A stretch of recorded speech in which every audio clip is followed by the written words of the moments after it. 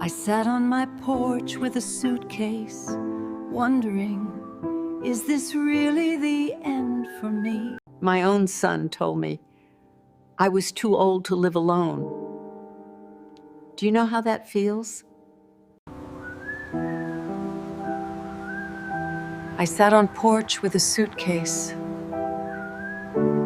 They wanted to send me away to a nursing home, like I was some burden. But then, life turned everything upside down.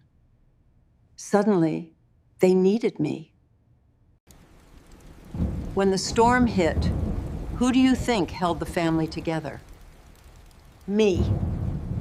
They thought I was weak. But I showed them what real strength looks like.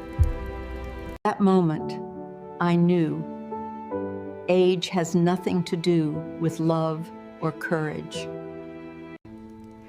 My son cried and said, "Mom, I was wrong about you." The morning sun filtered through my kitchen curtains as I poured my second cup of coffee, the same ritual I'd followed for 43 years in this house. At 72, I'd grown accustomed to the quiet mornings, the gentle tick of the grandfather clock in the hallway, and the way dust motes danced in the afternoon light, streaming through windows that Harold had installed himself back in 1985.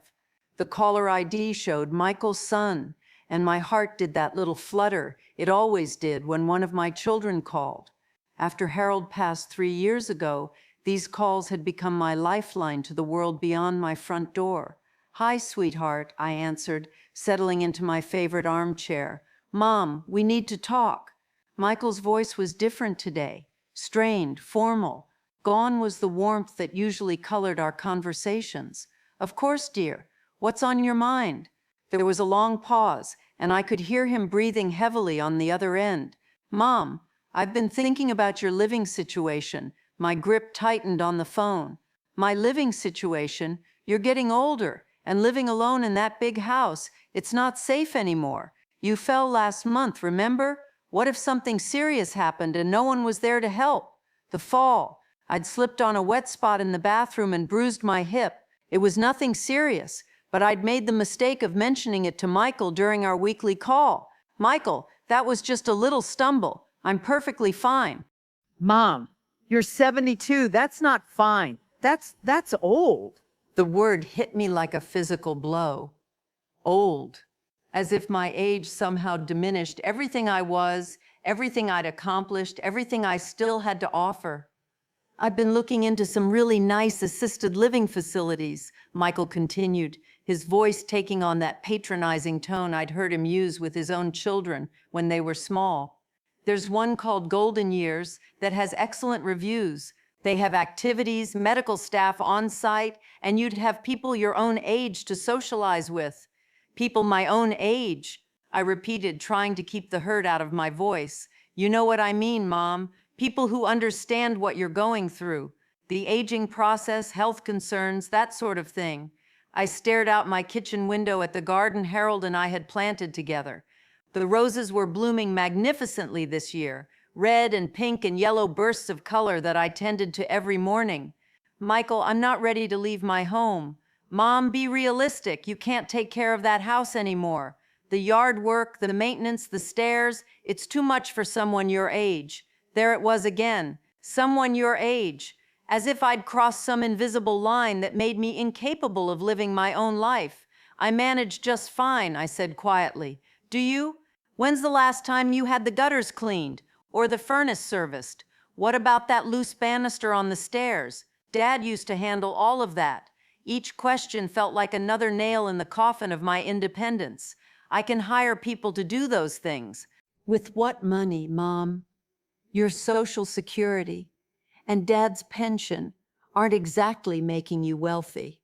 These facilities have payment plans, and some of them even take Medicare." I closed my eyes, feeling suddenly very tired. "I don't want to live in a facility, Michael. What you want isn't really the issue here, Mom. It's about what's best for you. And frankly, it's about what's best for our family too." Jennifer and I are constantly worried about you. It's affecting our marriage, our kids.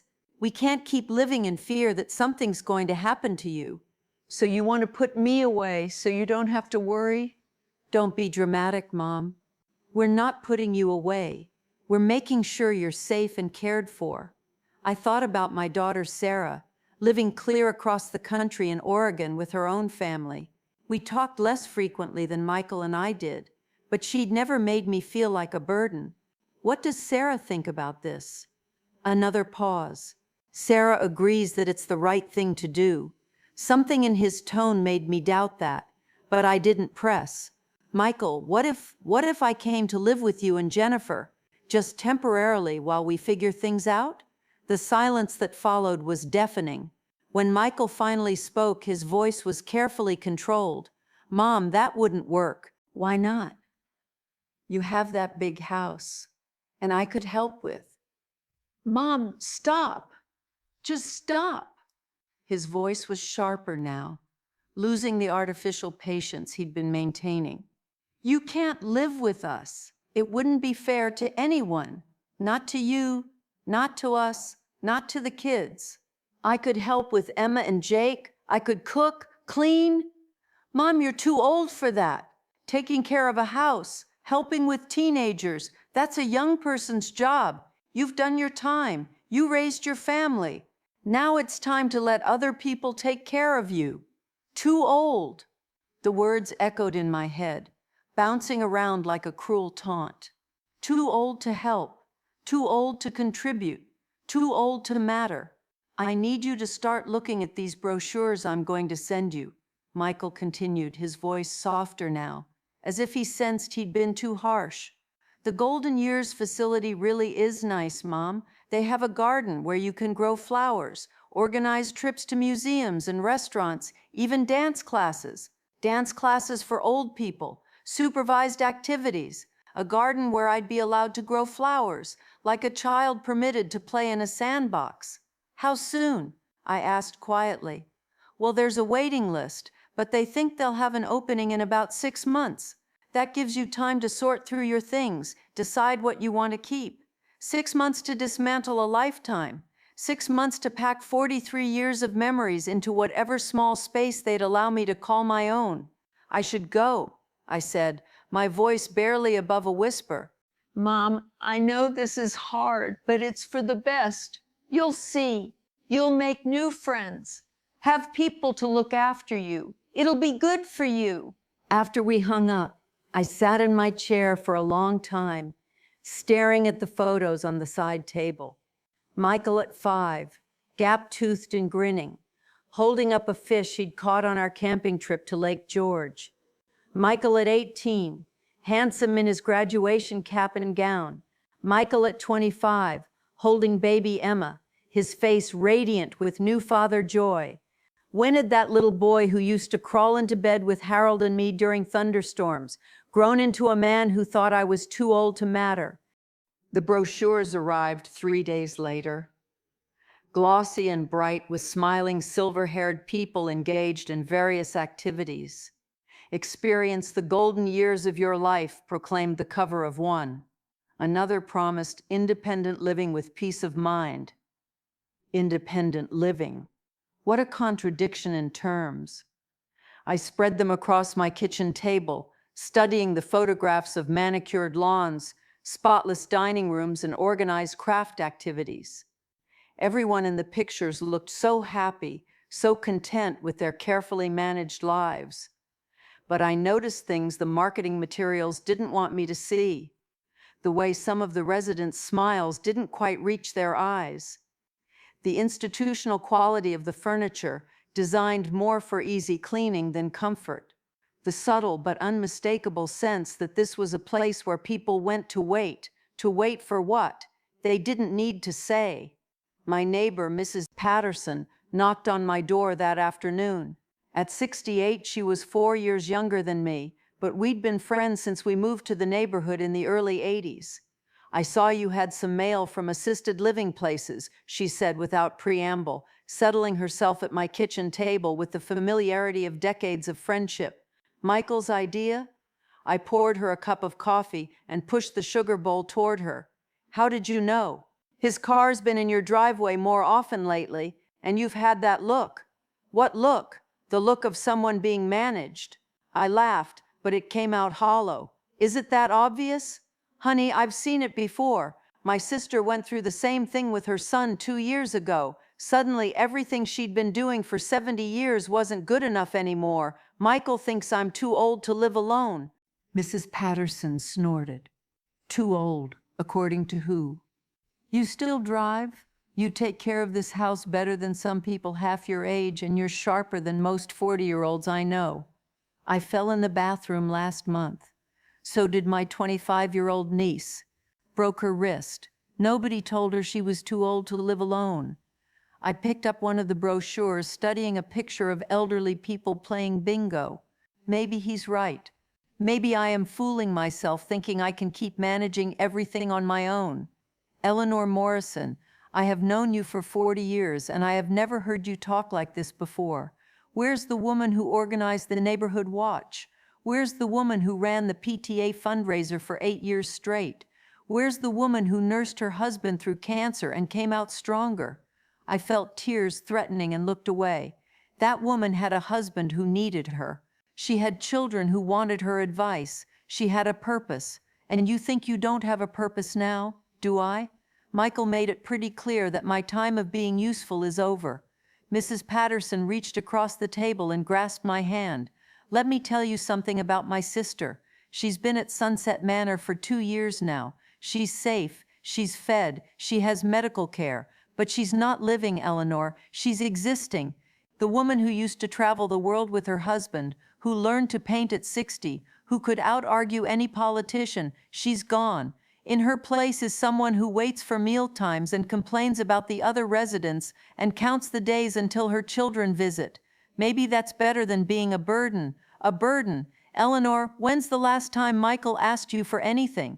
When's the last time he called you for advice or asked you to babysit the grandchildren or even just called to chat without having an agenda? I thought about it. Our conversations had become increasingly one-sided over the past year, with Michael checking in on me like an item on his to-do list rather than talking with me like the woman who had raised him. He's trying to take care of me, I said weakly. He's trying to manage you. There's a difference. That night, I called my daughter Sarah in Oregon. Unlike Michael, Sarah had always been my emotional child, the one who wore her heart on her sleeve and never hesitated to speak her mind. Mom, how wonderful to hear from you. How are you doing? I'm calling about something your brother and I discussed. There was a pause. The assisted living thing, so you do know about it. Michael called me last week. He wanted my opinion on some facilities he'd researched. And what did you tell him? Another pause, longer this time. I told him I thought he was being premature. Relief flooded through me. You don't think I should go? Mom, I think you should do whatever makes you happy. But I also think Michael is projecting his own fears onto you. What do you mean? He's scared, Mom. He watched Dad decline, watched you care for him, and now he's terrified something's going to happen to you. But his solution is to wrap you in cotton wool rather than deal with his anxiety. So you don't think I'm too old to live on my own? Too old? Mom, you're 72, not 92. You're healthy, you're mentally sharp, and from what I can tell, you're managing your life just fine. The question isn't whether you're too old. The question is whether you're happy. Was I happy? It had been so long since anyone had asked me that question, since I'd asked myself that question. I don't know, I admitted. Then maybe that's what you should figure out, instead of letting Michael decide for you. After we hung up, I walked through my house slowly, seeing it with fresh eyes. The living room where Harold and I had watched countless movies, where we'd hosted Christmas mornings and birthday parties. The kitchen where I'd taught both my children to cook, where I'd prepared thousands of meals with love. The bedroom where I'd nursed Harold through his final illness, where I'd cried alone after his funeral, where I'd slowly learned to sleep in a bed meant for two. This wasn't just a house. It was the repository of my life, the physical manifestation of everything I'd built and loved and lost. But it was also becoming something else, a symbol of everything my son thought I was no longer capable of handling. Dorothy stayed with me for 2 more weeks while her house was being repaired. Having her there reminded me how much I'd missed having another person's energy in my home. We fell into an easy routine. I'd cook breakfast while she read the newspaper aloud. We'd work together on various storm cleanup tasks during the day, and in the evenings we'd play cards or work on crossword puzzles together. "You know," she said one morning as we sorted through boxes of photographs that had been water damaged in her basement, "you're good at this caretaking thing." "What do you mean?" "I mean you have a natural instinct for taking care of people. You always have. Remember when Sarah had that terrible flu in high school and you turned your whole schedule upside down to care for her? Or when Michael broke his arm and you rearranged the furniture so he could navigate the house more easily? I'd forgotten about that. Michael had been 12, and he'd broken his arm falling out of the old maple tree in our backyard. I'd moved his bedroom downstairs to the den so he wouldn't have to navigate the stairs with his cast, and I'd spent hours helping him find ways to do his schoolwork one-handed. That was just being a mother. No, that was being someone who sees what people need and figures out how to provide it. That doesn't stop being valuable just because you get older. After Dorothy went home, her words stayed with me. I found myself thinking about all the times over the years when I'd been the one people turned to in a crisis. When my mother had her stroke, I'd been the one to coordinate her care and navigate the insurance maze. When Harold's brother died unexpectedly, I'd handled all the funeral arrangements while Harold dealt with his grief. When the neighborhood had been plagued by break-ins, I'd organized the watch program and coordinated with the police. I'd always been a fixer, a problem solver, someone who could be counted on in difficult times. When had I started thinking of myself as someone who needed to be managed and protected? On a whim, I decided to clean out the attic. I'd been meaning to do it for years, and with the possibility of moving looming over me, it seemed like the right time. What I found up there surprised me. Boxes and boxes of memories, yes, but also evidence of a life much richer and more accomplished than I'd been giving myself credit for. My teaching certificates and continuing education records, showing 35 years of dedication to my profession. Thank you cards from parents whose children I'd helped learn to read. A newspaper article about the literacy program I'd started at the elementary school. My volunteer coordinator certificate from the hospital where I'd worked for 10 years after retiring from teaching. In one box, I found a folder I'd forgotten about entirely. It contained letters and documents related to a scholarship fund Harold and I had established at the community college, funded by money we'd saved over the years specifically to help older adults return to school. The fund was still active, still helping people pursue their dreams regardless of their age. How ironic that I'd forgotten about my own efforts to fight age discrimination at exactly the time I was letting it affect my own life. At the bottom of another box, I found something that took my breath away, a photo album Emma had made for me several years ago for Mother's Day.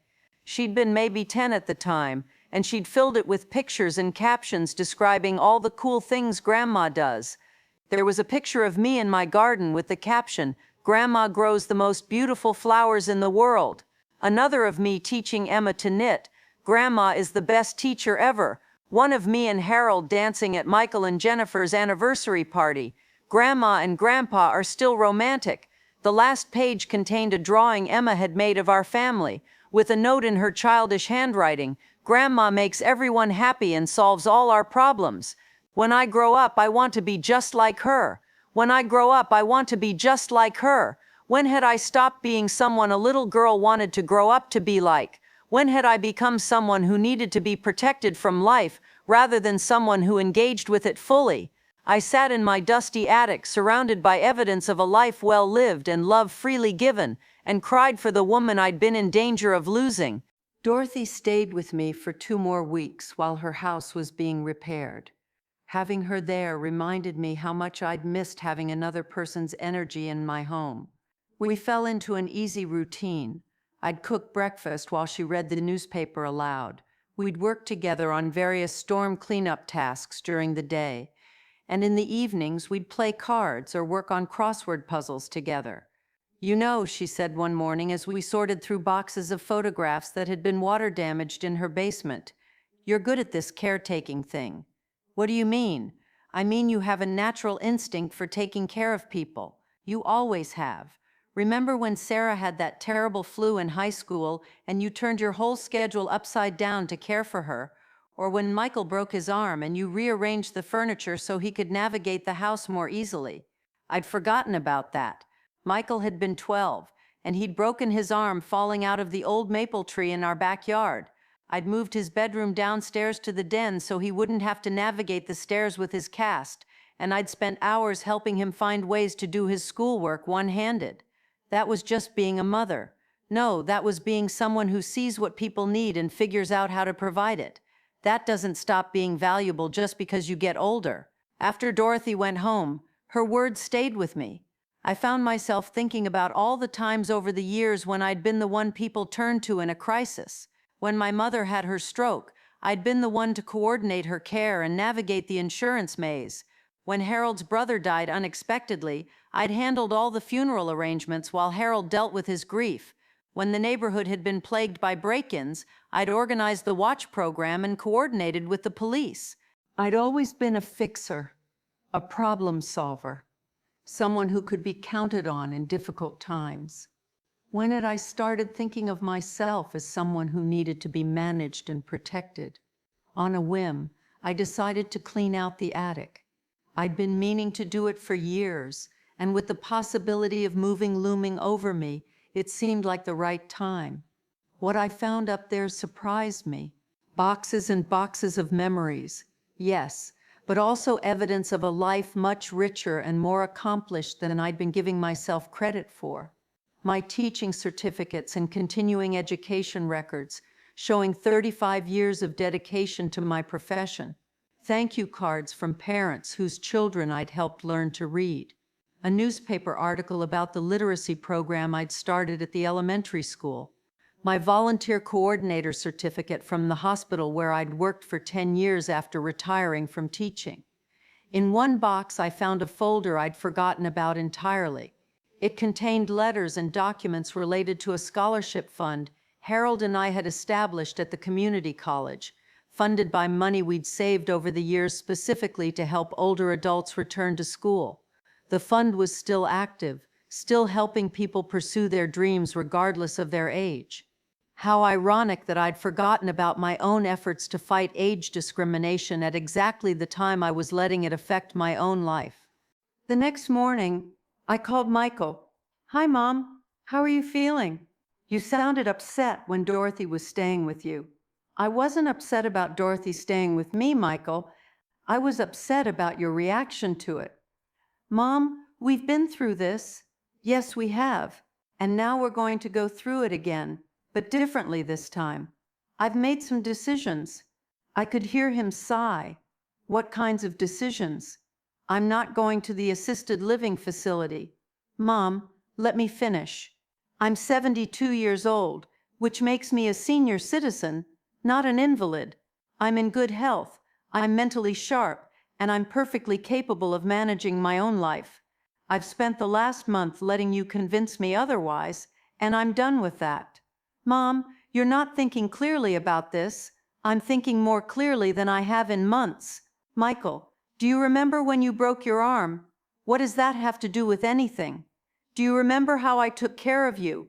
How I moved heaven and earth to make sure you had everything you needed to heal and still live as normally as possible?" "Of course. And do you remember when Emma had that terrible stomach bug last year and Jennifer couldn't take time off work, so you called me?" A pause. "Yes, I came over and took care of her for 3 days.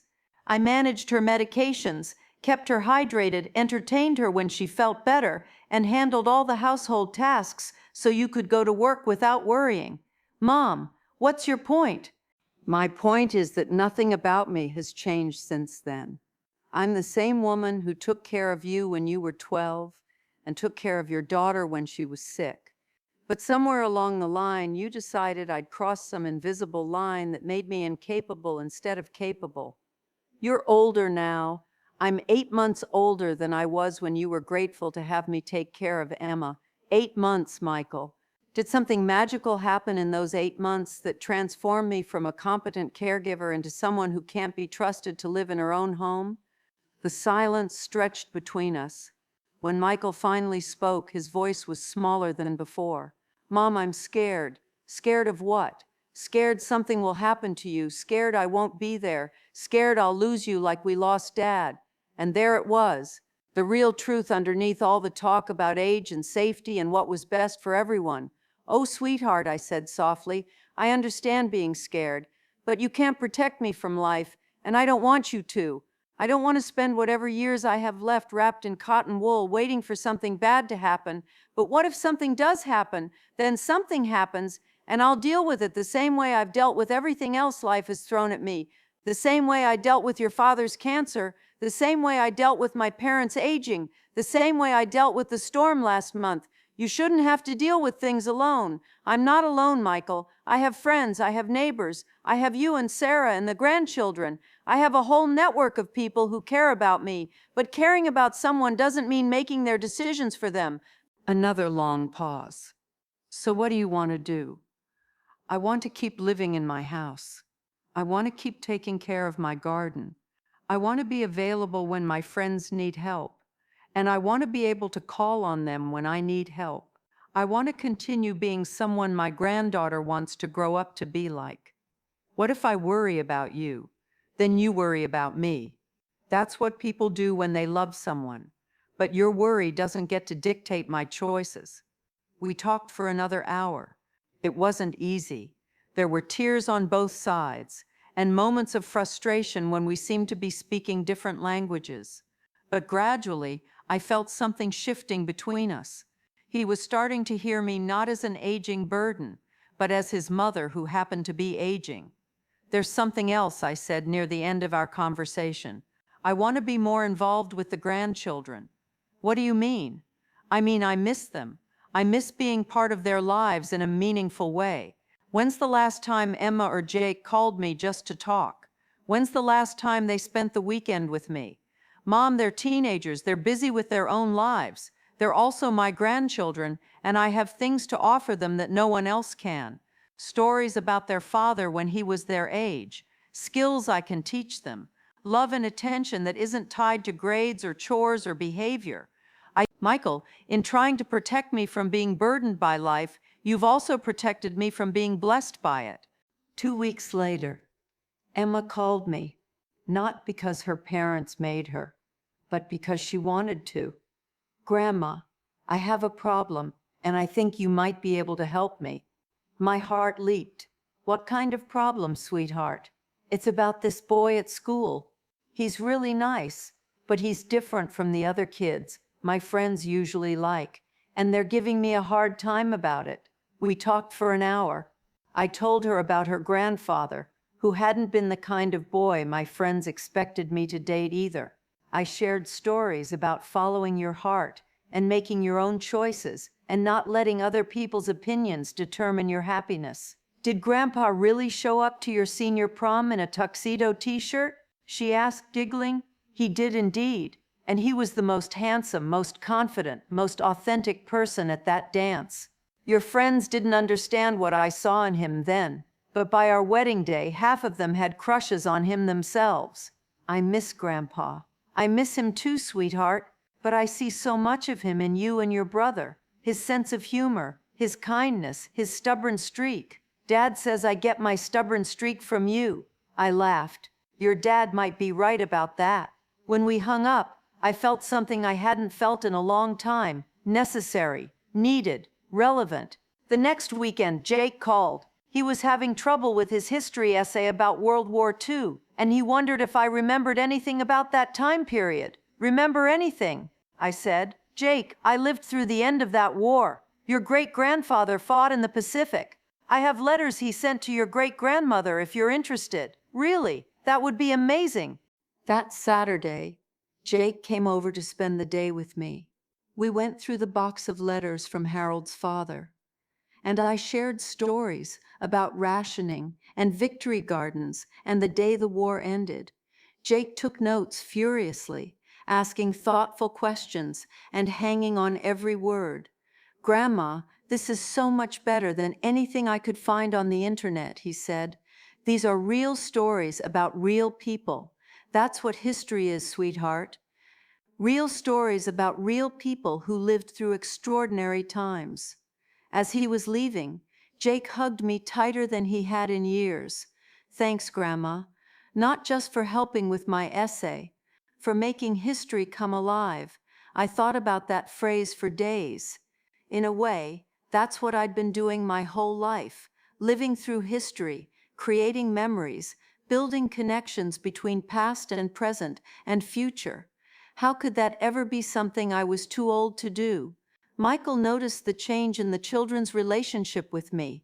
Emma started calling regularly, and Jake began stopping by after school sometimes, just to chat or get help with homework. They both seemed more comfortable with me, more connected. The kids really enjoyed spending time with you lately, he said during one of our weekly calls. They're wonderful company, smart and funny and full of interesting ideas. Emma said you told her some story about Dad and a tuxedo t-shirt, your prom outfit.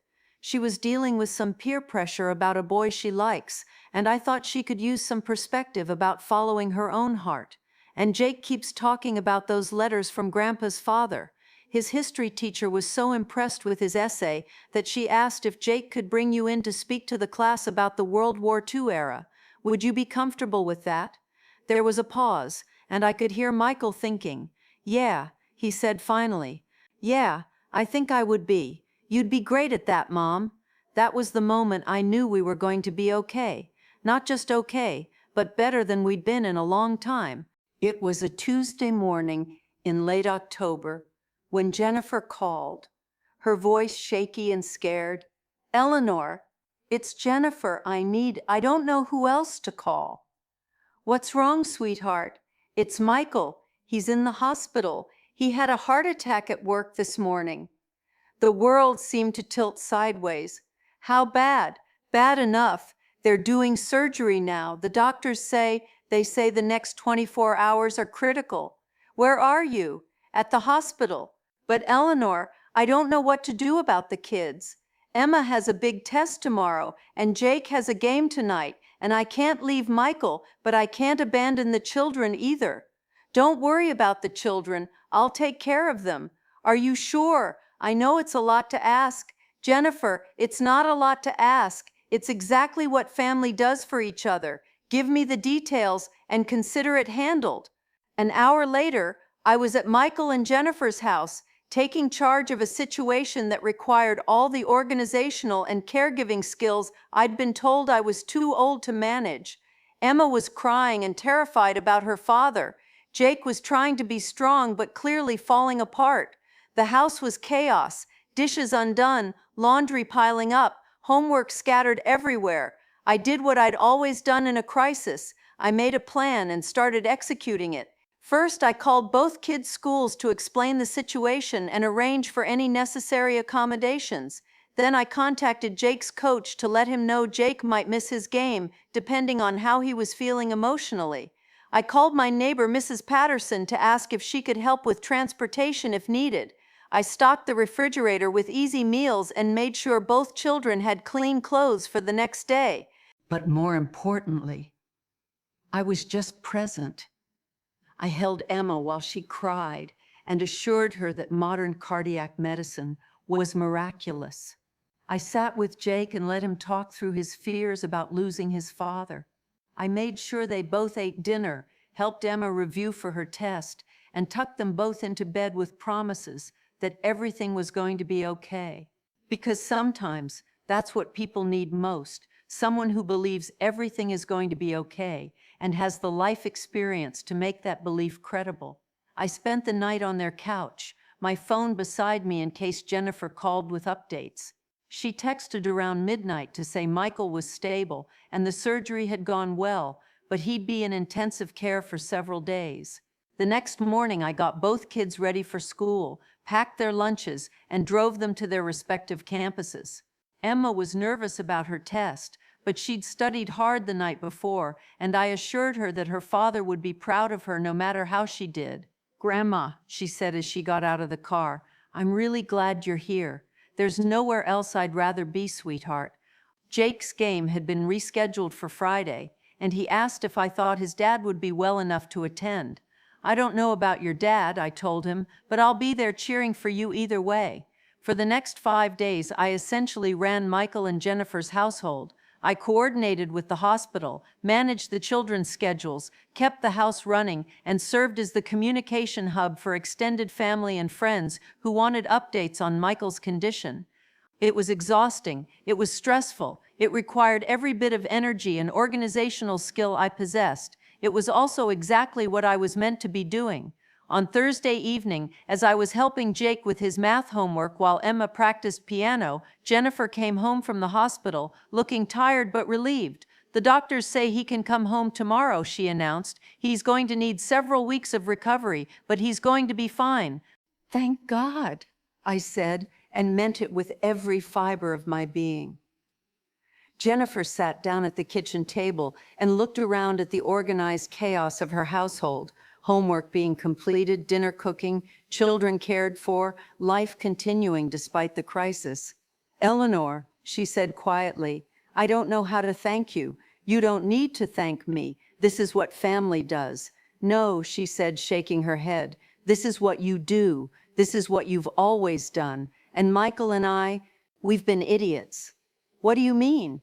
We've been so focused on what we thought you couldn't do anymore that we forgot everything you've always been able to do better than anyone else. That evening, after the children were in bed, Jennifer and I sat in her living room and talked honestly for the first time in years. I want you to know, she said, that the assisted living thing was never my idea. I know, Michael was scared. After his dad died, he became obsessed with the idea that something would happen to you and he wouldn't be able to help. But his solution was all wrong. Fear makes people do strange things sometimes. When he gets home tomorrow, things are going to be different. He's going to need help for a while. And honestly, I could use the support too. Would you consider staying with us for a few weeks? Not because you have to, but because we need you. The irony wasn't lost on me. 6 months ago, Michael had told me I was too old to live with them. Now Jennifer was asking me to move in because they needed my help. Are you sure Michael will be okay with that? Jennifer smiled. Eleanor, when I told him tonight how you'd handled everything this week, he cried. He said he finally understood what Sarah meant when she told him he was trying to manage you instead of appreciate you. Michael came home from the hospital on Friday afternoon, weak but grateful to be alive. I'd prepared his favorite soup and set up the den as a temporary bedroom so he wouldn't have to navigate stairs during his initial recovery. When he saw me, he broke down completely. Mom, I'm so sorry, he said, holding my hand with both of his. I've been such an ass. You've been a scared son who loves his mother. There's nothing to apologize for. Yes, there is. I tried to put you away because I was afraid of losing you, but I was losing you anyway, just in a different way. Over the next few weeks, as Michael recovered, we rebuilt our relationship on a foundation of mutual respect rather than fear. He began asking for my advice again, not just about his health, but about work decisions and parenting challenges. I shared my perspectives, and he listened with the kind of attention he used to give me when he was young. Jennifer and I developed our own friendship too. She confided in me about the stresses of managing a career and family, and I shared insights from my own experiences as a working mother. We discovered we had more in common than either of us had realized. The children thrived with me in the house. Emma and I started a tradition of baking together on Sunday afternoons, and she confided in me about school drama and boyfriend concerns. Jake and I worked on his homework together most evenings, and I helped him prepare for his SATs. You know what I love most about having Grandma here? Emma said to her parents one evening at dinner. What's that, sweetheart? Jennifer asked. She treats us like we're interesting people, not just kids who need to be managed. Michael looked at me across the table. She's always been good at that, he said quietly. After 6 weeks, Michael was fully recovered and ready to return to work. The question of where I would live came up again, but this time the conversation was completely different. I'd like you to stay. Jennifer said. Not because you need to be taken care of, but because you make our family better. I'd like to go back to my own house, I said, but I'd like to be more involved in your lives. Regular dinners, helping with the kids when you need it, being part of the family in a meaningful way. What about the assisted living facility? Michael asked. I smiled. What about it? I mean, do you still think about it? Michael, I never thought about it. You thought about it. I was just trying to be a good mother by going along with what you thought was best for me. And now I know that what's best for me is living my life fully, being useful and necessary and engaged with the people I love. Age doesn't disqualify me from that. If anything, experience qualifies me for it even more. We settled into a new rhythm that worked for everyone. I returned to my own house, but became a regular presence in Michael's family's daily life.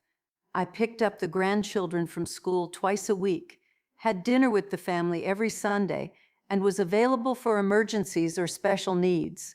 More importantly, I reclaimed my role as the family matriarch, not in a controlling way, but as someone whose experience and wisdom were valued and sought after. When Emma was struggling with a difficult teacher, she called me for advice. When Jake was trying to decide between colleges, we spent hours talking about his options and what factors were most important to consider.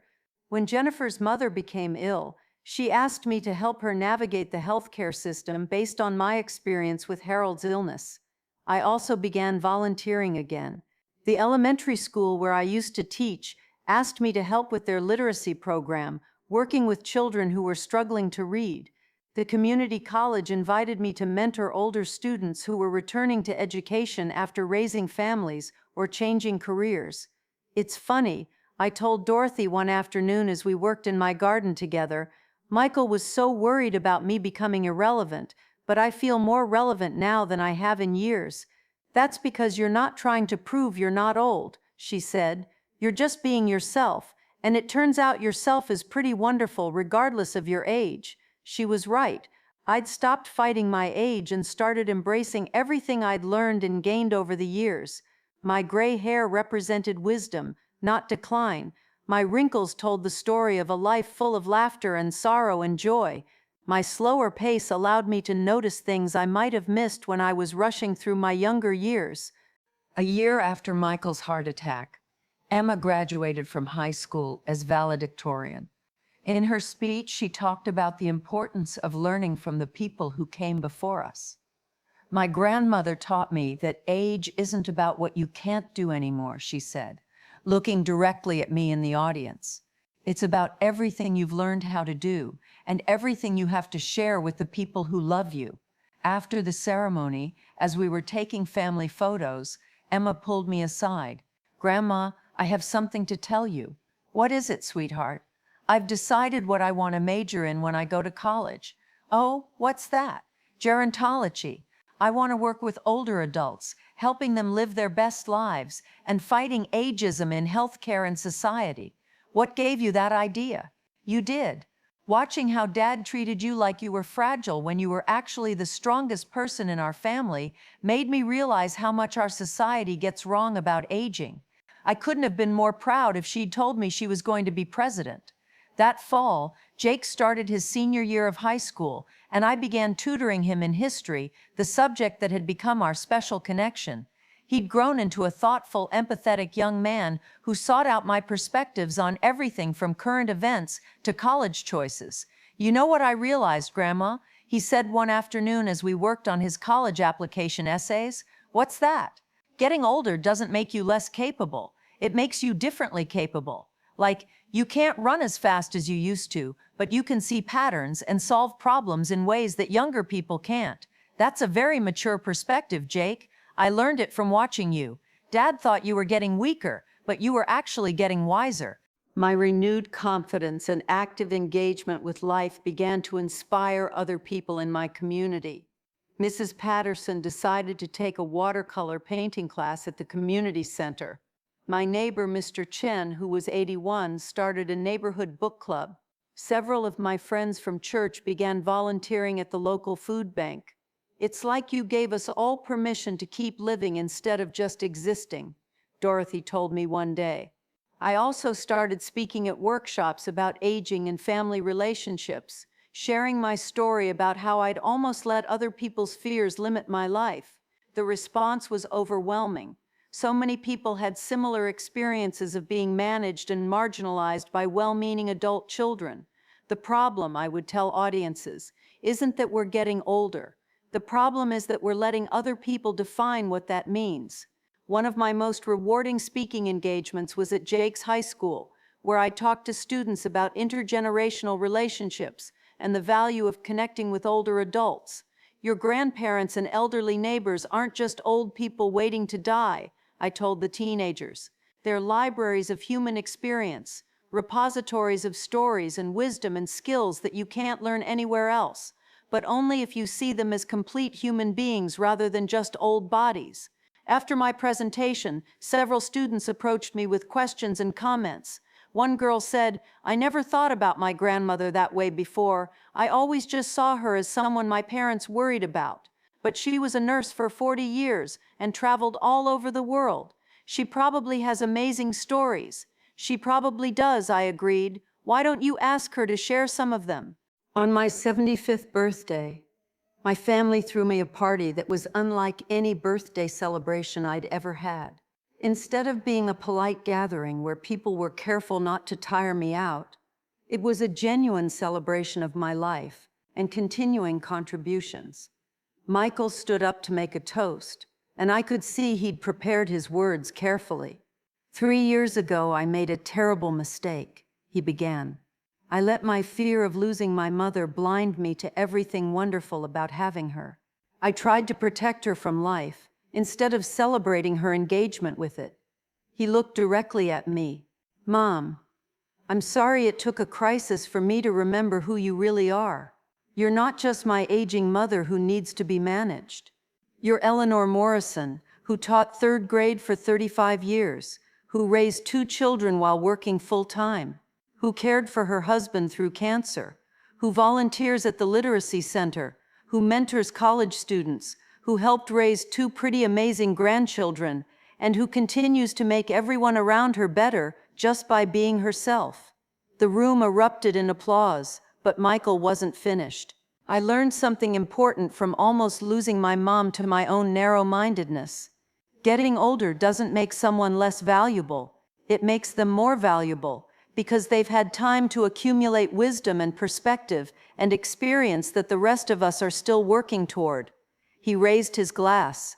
"Here's to Eleanor Morrison, who at 75 is still teaching all of us how to live with courage and grace and purpose." As I looked around the room at my family and friends, I realized that this was what successful aging looked like, not a graceful decline managed by others, but an ongoing engagement with life that evolved and adapted but never surrendered. Emma, now a sophomore studying gerontology, had brought some of her classmates to the party. They interviewed several of the older adults present for a project about aging and family dynamics. "What's the most important thing you want young people to know about getting older?" one student asked me. I thought about it for a moment. "I want them to know that every stage of life has its own gifts and challenges. I can't do everything I could do when I was 30, but I can do some things better than I ever could then. I understand people better. I have more patience. I see the bigger picture more clearly." What would you say to someone whose adult children are trying to limit their independence? I'd say that independence isn't about doing everything yourself. It's about making your own choices about how to live your life, who to ask for help when you need it, and what risks are worth taking. Don't let other people's fears become your limitations. 5 years later, I'm still living in my own house, still tending my garden, still actively engaged with my family and community. Michael and I have a relationship built on mutual respect and genuine affection. He asks for my advice regularly, and I offer it freely, knowing it will be received as wisdom rather than interference. Emma graduated with honors and is now working at a nonprofit that advocates for older adults' rights. She credits our relationship with inspiring her career choice, and she often calls to discuss cases where she's helping families navigate the complex dynamics of aging and independence. Jake is in college studying journalism with a particular interest in writing about social issues.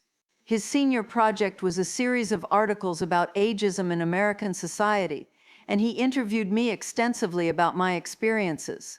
"Grandma," he said during one of our conversations, "do you think things would have been different if you'd been a man? Would Dad have tried to put Grandpa in assisted living if the situations had been reversed?" It was a perceptive question that made me think deeply about the intersection of ageism and sexism. "I think women are often seen as becoming helpless more quickly than men," I told him, "but I also think your father's reaction came from love and fear, not from any conscious bias. But the effect was the same, wasn't it? You were being treated as less capable than you actually were." Yes, the effect was the same. And that's why it's so important to challenge assumptions about what aging means, regardless of whether those assumptions come from love or from prejudice. Jennifer and I have become close friends as well as family members. She often seeks my perspective on parenting decisions, and I appreciate her honesty about the challenges of balancing career and family. We've developed our own traditions, monthly lunches where we talk about everything from books to politics to family dynamics. "You know what I love most about our relationship now?" she said to me recently. "I don't feel like I have to take care of you, and I don't feel like you're judging my choices. We're just two women who care about each other and share common interest." My relationship with my grandchildren continues to evolve as they move into adulthood. Emma often brings her boyfriend to family dinners, and I enjoy getting to know him as a person rather than just as Emma's boyfriend. Jake calls me regularly from college, sometimes for advice and sometimes just to share what he's learning or thinking about. "I'm really glad Dad didn't succeed in putting you in that nursing home," Jake said during one of our calls. "Assisted living facility," I corrected, smiling. "Whatever. I'm glad you stayed feisty and independent. It's made our whole family stronger." Feisty and independent, not bad epitaphs for someone who was once considered too old to manage her own life. I've learned that aging successfully isn't about denying the realities of getting older or pretending that nothing changes. It's about adapting to those changes while continuing to engage with life fully. It's about accepting help when you need it while maintaining agency over your own choices. It's about recognizing that experience and wisdom are valuable assets, not consolation prizes for having survived this long. Most importantly, I've learned that how others see your aging is often more limiting than aging itself. When I let Michael's fears define my capabilities, I began to doubt myself in ways that had nothing to do with my actual abilities. When I reclaimed my own narrative about who I was and what I was capable of, everything changed. I'm 77 now, and I have no idea what the next decade will bring. There will undoubtedly be challenges, health issues, losses, and limitations I can't yet imagine. But I also know there will be joys and discoveries and contributions I haven't yet made. The difference is that now I face the future as the author of my own story, rather than as a character in someone else's story about aging. And that, I think, makes all the difference in the world. Last week, Emma called to tell me she's getting married next year and wants me to help plan the wedding. "I want you really involved, Grandma, not just as a guest, but as someone who helps make decisions and contributes ideas." "Are you sure I'm not too old for that kind of responsibility?" I teased. "Grandma, you're never going to be too old to be exactly who you are, and who you are is someone I want helping me plan the most important day of my life." As I hung up the phone, I realized that this was the real victory. Not that I'd avoided assisted living or maintained my independence, but that I'd raised a granddaughter who saw aging as just another chapter in a life story, not as the end of the story itself. And the story, I'm happy to report, is far from over.